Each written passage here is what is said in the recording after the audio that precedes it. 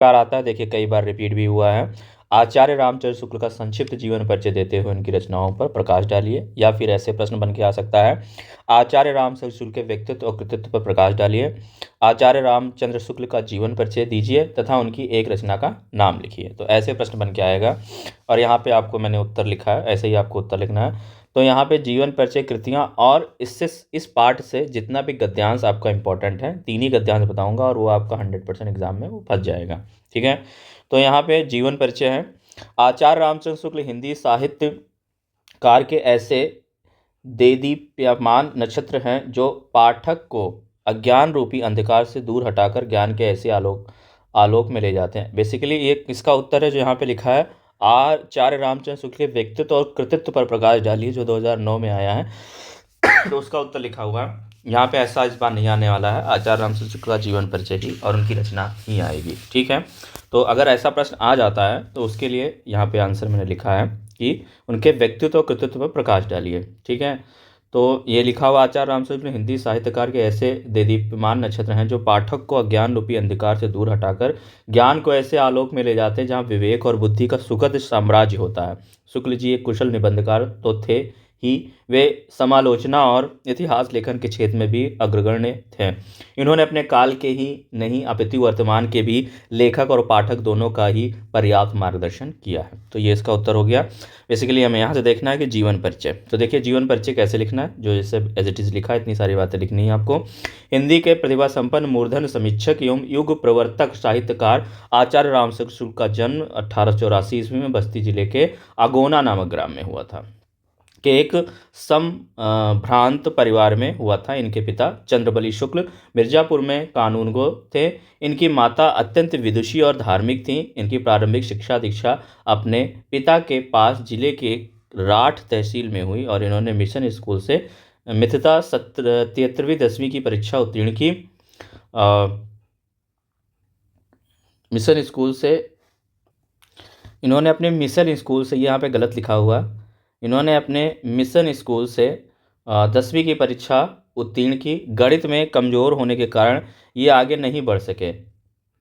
इन्होंने MA intermediate की शिक्षा इलाहाबाद से ली थी, किंतु परीक्षा से पूर्व ही विद्यालय छूट गया। इसके पश्चात इन्होंने मिर्ज़ापुर के न्यायालय में नौकरी आरंभ कर दी। यह नौकरी इनके स्वभाव के अनुकूल नहीं थी, अतः ये मिर्ज़ापुर के मिशन स्कूल में चित्रकला के अध्यापक हो गए। अध्यापन का कार्य करते हुए इन्होंने अनेक कहानी, कविता, निबंध, नाटक आदि की रचना की।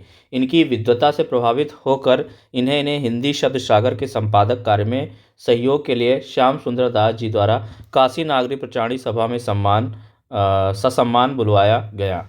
इन्होंने 19 वर्ष तक काशी नागरी प्रचारणी पत्रिका का संपादन भी किया। कुछ समय पश्चात इनकी नियुक्ति काशी हिंदी विश्वविद्यालय में हिंदी विभाग के प्राध्यापक के रूप में हो गई और श्याम सुंदर दास जी के अवकाश प्राप्त करने के बाद हिंदी विभाग के अध्यक्ष भी हो गए। स्वाभिमानी और गंभीर प्रकृति का हिंदी का यह दिग्गज साहित्यकार सन 1941 में स्वर्गवासी हो गया। इनकी रचनाएं क्या हैं, तो शुक्ल जी की प्रसिद्ध निबंधकार, निष्पक्ष आलोचक और श्रेष्ठ इतिहासकार, सफल संपादक थे। इनकी रचनाओं का विवरण निम्नवत है। इनके निबंधों का संग्रह है चिंतामणि, 2 भागों में है तथा विचार वीथी नाम से प्रकाशित हुई। तो इनकी 2 है, एक चिंतामणि है और विचार वीथी है। आलोचना क्या, शुक्ल जी आलोचना के सम्राट हैं। इस क्षेत्र में इनके 3 ग्रंथ प्रकाशित हुए हैं। रश्मि मानसा, इसमें सैद्धांतिक आलोचना संबंधी निबंध है। त्रिवेणी, इस ग्रंथ में सूर्य, तुलसी और जायसी पर आलोचनाएं लिखी गई हैं तथा सूरदास।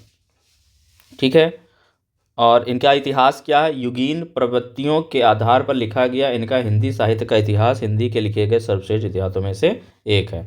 संपादन क्या क्या है, तो इन्होंने जायसी ग्रंथावली, तुलसी ग्रंथावली, ब्रह्मगीत सार, हिंदी शब्द सागर, काशी नागरी प्रचारणी पत्रिका, आनंद कादम्बनी का कुशल संपादन किया। इसके अतिरिक्त शुक्ल जी ने कहानी, 11 वर्ष का समय, काव्य रचना, अभिमन्यु वध की रचना की तथा अन्य भाषाओं से हिंदी में अनुवाद भी किए।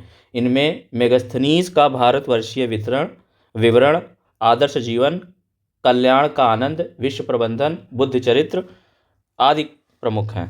तो ये इनके संपादन है। फिर साहित्य में स्थान, तो साहित्य में क्या स्थान रहा इनका, हिंदी निबंध को नया आयाम देकर उसे ठोस धरातल पर प्रतिष्ठित करने वाले शुक्ल जी हिंदी साहित्य के मूर्धन्य आलोचक, श्रेष्ठ निबंधकार, निष्पक्ष इतिहासकार, महान शैलीकार एवं युग प्रवर्तक साहित्यकार थे। ये हृदय से कवि, मस्तिष्क से आलोचक और जीवन से अध्यात्मक अध्यापक थे। हिंदी साहित्य में इनका मूर्धन स्थान है। इनकी विलक्षण प्रतिभा के कारण ही इनके समकालीन हिंदी गद्य के काल को शुक्ल युग के नाम से संबोधित किया जाता है। शुक्ल जी के विषय में आचार्य हजारी प्रसाद द्विवेदी ने कहा है कि आचार्य शुक्ल उन महिमाशाली लेखकों में हैं जिनकी प्रत्येक पंक्ति आदर के साथ पढ़ी जाती है और भविष्य को प्रभावित करती रहती है। आचार्य शब्द ऐसे ही कर्ता साहित्यकारों के योग्य हैं। अब देखिए, इस पाठ से जितने भी गद्यांश बनते हैं उन पर आधारित प्रश्न हैं और ये बहुत इंपॉर्टेंट गद्यांश लिए गए हैं जो आपके एग्जाम में रिपीट हो सकते हैं। तो यहाँ पे देखिए, ये गद्यांश लिखा हुआ है और ये देखिए 14, 18, 19 में ये आया है। प्रस्तुत गद्यांश का संदर्भ लिखिए, तो गद्यांश के पाठ का लेखक का नाम लिखिए, रेखांकित अंशों की व्याख्या कीजिए। देखिए आबासा, इसमें 3 प्रश्न आते हैं, तो ये 3 × 2 6 नंबर का मार्क्स होता है और उधर 5 नंबर की जीवनी, तो 6 और +5 11 नंबर यहाँ से आपके कवर हो जाएंगे। ठीक है, तो देखिए अब इस चैप्टर के जितने भी गद्यांश होंगे इस चैप्टर के जितने भी संदर्भ होंगे वो ऐसे ही लिखे जाएंगे। तो पहले में प्रस्तुत गद्यावतरण आचार्य रामचंद्र शुक्ल द्वारा लिखित हमारी पाठ्य पुस्तक हिंदी के गद्य खंड में संकलित मित्रता नामक पाठ से अवतरित है। ये क्या हो गया, संदर्भ हो गया। या फिर पाठ का नाम लिख सकते हो मित्रता और लेखक का नाम है आचार्य रामचंद्र शुक्ल। इस पाठ के शेष सभी गद्यांशों के लिए प्रश्न, अब इसके नीचे जितने भी आएंगे सबके गद्यांश संदर्भ ऐसे ही लिखे जाएंगे। फिर यहाँ पे देखिए रेखांकित अंश की जो व्याख्या यहाँ से लेकर यहाँ तक, तो ये व्याख्या यहाँ पे हमने लिखी है। क्या लिखी है भाई, लेखक का कथन है कि जब हम अपने घर से बाहर निकलकर समाज में कार्य आरंभ करते हैं तब हम प्रायः अपरिपक्व ही होते हैं। उस समय हमारा मन कोमल होता है। हम जिस किसी स्वभाव के लोगों के संपर्क में आ जाते हैं उनका हमारे चित्त पर अवश्य प्रभाव पड़ता है, क्योंकि हमें उस समय अच्छे बुरे का विवेक नहीं होता है, हमारे विचार अच्छी तरह शुद्ध नहीं होते और हमारा स्वभाव पूरी तरह विकसित भी नहीं होता है। ये रेखांकित अंश की व्याख्या हो गई। फिर साफ प्रश्न देखिए क्या था कि लेखक के अनुसार व्यक्तियों को किन लोगों का साथ नहीं करना चाहिए या फिर कैसे लोगों का साथ करना बुरा है। ठीक है, तो लेखक के अनुसार हमें निम्नलिखित 2 प्रकार के लोगों का साथ नहीं करना चाहिए। ऐसे लोग जिनकी हर बात हमें बिना विरोध के माननी पड़ती हो और ऐसे लोग जो सदैव हमारी ही बात को महत्व प्रदान करें अथवा ऊपर रखें, ऐसे लोगों के साथ भी नहीं रहना चाहिए। फिर देखिए यहाँ पे दूसरा इंपॉर्टेंट गद्यांश इस चैप्टर का क्या है। वीडियो से अच्छी लग रही तो वीडियो को लाइक कर दें, चैनल को सब्सक्राइब कर लें। हंसमुख चेहरा, बातचीत का ढंग, थोड़ी चतुराई या साहस से ही 2-4 बातें किसी में देखकर लोग चटपट उसे अपना बना लेते हैं।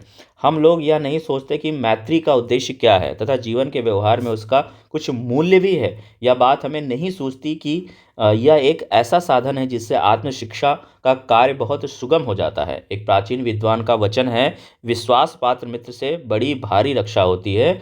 जिसे ऐसे मित्र मिल जाएं उसे समझना चाहिए खजाना मिल गया। तो ये पूरा यहाँ पे गद्यांश है, इसका पूरा ही हमें व्याख्या करना है क्योंकि रेखांकन से है। प्रस्तुत गद्यांश पाठ के लेखक का नाम लिखिए। तो गद्यांश जो है पाठ के लेखक है आचार्य रामचंद्र शुक्ल और पाठ का नाम है मित्रता। ठीक है, गद्यांश मैंने ऊपर बता दिया है, सॉरी संदर्भ मैंने आपको बता दिया है। तो यहाँ पे संदर्भ नहीं, सिर्फ गद्यांश के पाठ और लेखक का नाम पूछ रहा है।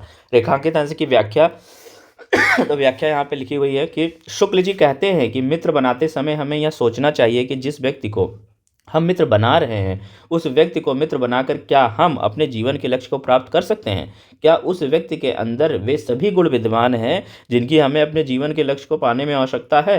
यदि व्यक्ति को विश्वास करने योग्य मित्र मिल जाता है तो उसे एक ऐसा साधन मिल जाता है जो आत्मशिक्षा के कार्य को सरल बना देता है।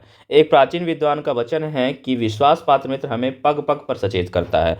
विश्वास पात्र मित्र भाग्यशाली लोगों को ही प्राप्त होता है, क्योंकि ऐसा मित्र जीवन के प्रत्येक क्षेत्र में रक्षा करता है। जिस व्यक्ति को ऐसा मित्र मिल जाए उसे समझना चाहिए कि उसे कोई बड़ा संचित धन मिल गया है। ठीक है, तो ये रेखांकित अंश की व्याख्या हो गई। फिर यहाँ पे प्रस्तुत अवतरण में लेखक क्या कहना चाहता है। तो लेखक क्या कहना चाहता है, प्रस्तुत अवतरण में लेखक कहना चाहता है कि साधारणतया व्यक्ति अन्य व्यक्ति के बाह्य व्यक्तित्व को देखकर ही उससे मित्रता कर लेते हैं, जबकि मित्रता का आधार व्यक्ति के अंतर व्यक्तित्व होना चाहिए। तो ये यहाँ पे शिक्षा दे रहा है। फिर यहाँ पे तीसरा सबसे इम्पोर्टेंट यहाँ पे गद्यांश लिया गया है चैप्टर से, जो कि रिपीटेड है, कई बार रिपीट होता है, वेरी वेरी इंपॉर्टेंट है और ये आपके एग्जाम में आने का 100% चांसेस भी हैं। विश्वास पात्र मित्र जीवन की एक औसत है। हमें अपने मित्रों से यह आशा रखनी चाहिए कि वे उत्तम संकल्पों से हमें दृढ़ करेंगे, दोषों और त्रुटियों से हमें बचाएंगे, हमारे सत्य, पवित्रता और मर्यादा के प्रेम को पुष्ट करेंगे। जब हम कुमार्ग पर पैर रखेंगे तब वे हमें सचेत करेंगे, जब हम हतोत्साहित होंगे तब वे हमें उत्साहित करेंगे। सारांश यह है कि वे हमें उत्तमतापूर्वक जीवन निर्वाह करने में हर तरह से सहायता देंगे। सच्ची मित्रता में, तो ये पूरा यहाँ पे देखिए रिपीटेड है, कई बार आया है। तो प्रस्तुत गद्यांश के पाठ और लेखक का नाम लिखिए। पाठ आपको पता है, मित्रता, लेखक है आचार्य रामचंद्र शुक्ल। रेखांकित अंश की व्याख्या जो कि नीचे दे रखी है, और इसमें 3 ही प्रश्न आते हैं, लेकिन मैंने 2-3 प्रश्न और डाल दिए हैं जो कि आपके एग्जाम के प्रैक्टिस के लिए हो सकती है, इसमें से प्रश्न भी बन सकते हैं। तो फिर यहाँ पे प्रथम रेखांकित अंश की व्याख्या, तो यहाँ पे प्रथम नहीं, एक ही रेखांकित अंश है, ठीक है, प्रैक्टिस के लिए हो तो यहाँ पे एक ही, यहाँ पे देखिए एक ही रेखांकित अंश है, प्रथम हटा दीजिए। यहाँ पे रेखांकित अंश की व्याख्या, आचार्य राम शुक्ल का कहना है कि जिस प्रकार अच्छी औषध आपके शरीर को अनेक प्रकार के रोगों से बचाकर स्वस्थ बना देती है, उसी प्रकार विश्वसनीय मित्र अनेक बुराइयों से बचाकर हमारे जीवन को उन्नत तथा सुंदर बनाता है। हमारा मित्र ऐसा ही होना चाहिए जिस पर हम यह विश्वास हो कि वह हमें सदा उत्तम कार्यों में लगाएगा, हमारे मन में अच्छे विचारों को उत्पन्न करेगा, बुराइयों और गलतियों से हमें बचाता रहेगा, हम में सत्य और मर्यादा के प्रति प्रेम को विकसित करेगा, उनमें किसी तरह की कमी नहीं आने देगा।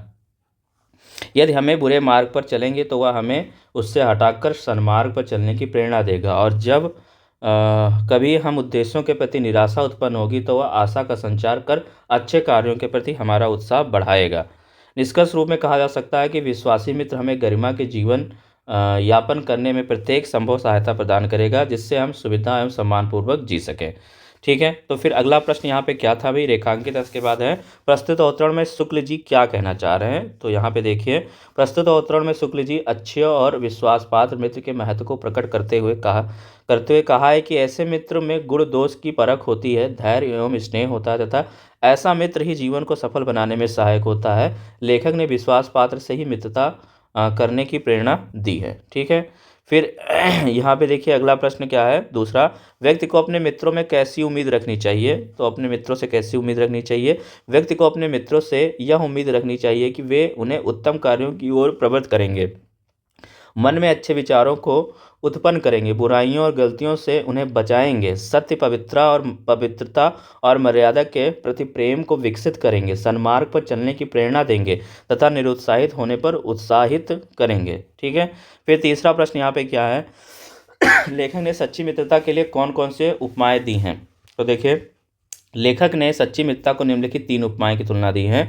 जीवन के लिए एक औसत के समान होती है, जीवन के लिए एक औसत के समान होती है, निपुणता और परख में उत्तम वैद्य के समान होती है, और स्नेह और धैर्य में माता के समान होती है। तो ये 3 गुण बताए हैं, है ना, लेखक में सच्ची मित्रता की निम्नलिखित 3 उपमाएं की हैं। ठीक है, तो ये 3 उपमा है। अब यहाँ पे चौथा प्रश्न देखेंगे कि चौथा प्रश्न क्या लिखा है, सच्ची मित्र किससे कह सकते हैं, सच्चा मित्र किसे कह सकते हैं, एक सच्चा मित्र किसे कह सकते हैं, या फिर मित्रता पाठ के आधार पर विश्वास पात्र मित्र की विशेषताओं को उल्लेख कीजिए। ये दोनों प्रश्न एक ही जैसे हैं, इनका उत्तर भी सेम होगा। तो हमें ऐसे मित्र को सच्चा मित्र कह सकते हैं जो हमें उत्तम संकल्पों से दृढ़ करेगा, बुराइयों और त्रुटियों से हमें बचाएगा, हम में सत्य, पवित्रता और मर्यादा रूपी मानवीय मूल्यों को पुष्ट करेगा, बुरे मार्ग पर चलने से हमें रोकेगा और सदैव उत्साहित करेगा। तो यहाँ पे बच्चों मैंने पूरा मित्रता चैप्टर आपको पढ़ाया है आचार्य रामशुक्ल की जीवनी के सहित, और यहाँ पे ये 3 गद्यांश बहुत इंपॉर्टेंट है क्योंकि ये ही गद्यांश बार बार रिपीट होते हैं। तो इसको अगर आप पूरा पढ़ लेंगे तो 6, 5, 11 नंबर आपके पक्के हो जाएंगे। मिलते हैं फिर नेक्स्ट वीडियो में, तब तक के लिए नमस्कार, जय हिंद।